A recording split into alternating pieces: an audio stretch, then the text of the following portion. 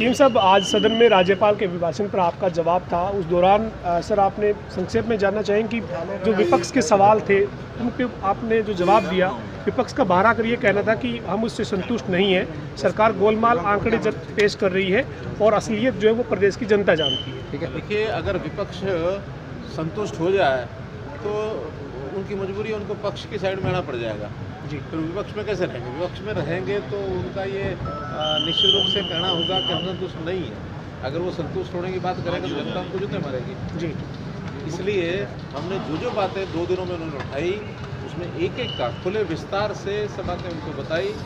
और एक समय तो ऐसा आया कि उनका नहीं बहुत हो गया, अब हम सब बात संतुष्ट हैं, इसलिए अब आगे बंद करो जी।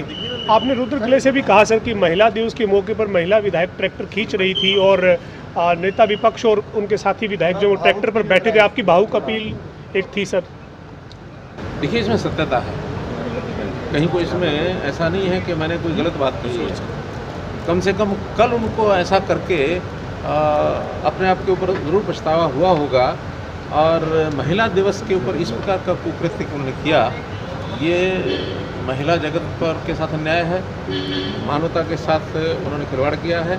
और मैं तो कल वास्तव में ही मुझे वो दृश्य देख के बहुत कष्ट हुआ। कल नहीं करना चाहिए था, महिला दिवस नहीं होता तो शायद इतनी बात नहीं आती। एक तरफ तो विधानसभा में पूरा दिन महिलाओं को समर्पित कर रहे हैं कि पूरा दिन महिलाएं वही सदन को चलाएंगी, और एक तरफ उससे पहले उनका दृश्य दिखाई देता है, पीड़ादायक। सीएम साहब, कल अविश्वास प्रस्ताव ला रही है कांग्रेस, कितने आश्वस्त हैं फिलहाल आप अपनी पार्टी और सहयोगी दल को लेकर? क्योंकि अभी जेजेपी के कुछ विधायकों ने किसान आंदोलन की बात करी, उन्होंने कहा कि हमारी मजबूरी हो गई है व्हिप के चलते वोट देना सरकार के पक्ष में और हमें अलग हो जाना चाहिए। सर, कितनी देखिए, किसान के हम साथ हैं, किसान की समस्याओं से हमारी पूरी जानकारी है, उन समस्याओं को हम लगातार हल भी करते हैं।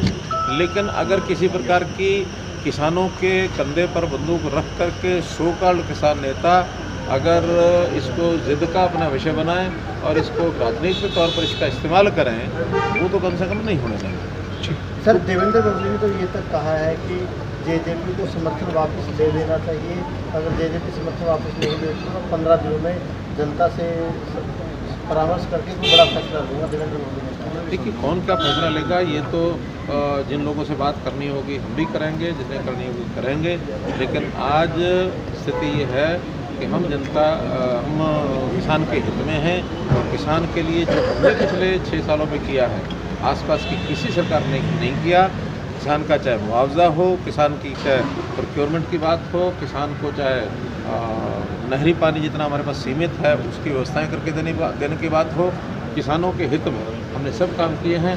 कोई विषय ऐसा नहीं है जो हमारी आसपास की पड़ोस की सरकार, कांग्रेस की सरकार इधर पंजाब में भी है, इधर राजस्थान में भी है, आप मिला करके देख लीजिए। हरियाणा की सारी योजनाएं इस समय पंजाब के लोग भी उसकी प्रशंसा कर रहे हैं। मुझे जानकारी मिली है क्योंकि विधानसभा में कांग्रेस के विधायक ने विषय उठाया कि अगर हरियाणा ये काम कर सकता तो पंजाब क्यों नहीं कर सकता, क्योंकि अपने सत्ता पक्ष के जो पंजाब के लोग हैं उन्होंने ये विषय रखा। मुख्यमंत्री जी, आपकी जो सत्ता पक्ष के विधायक हैं, ज़्यादातर सवाल ये लोग ये उठाते हैं कि आना जाना मुश्किल है, गांव में जाना, सामाजिक कार्यक्रमों में जाने में दिक्कत हो रही है। इसको लेकर कुछ आप सोच रहे हैं कि कैसे इसको दूर किया जाए, किसानों को समझाया जाए? क्योंकि किसान हमारे अपने हैं। अब अगर कहीं कोई नासमझी किसी की प्रकार की कोई हुई है तो उसको दूर करना हमारा काम, हम करेंगे जी।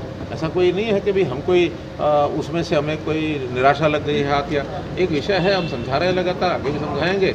और लगातार ये जो विषय हम बोल रहे हैं ये सारे आप लोगों के माध्यम से उनके पास जाते ही हैं।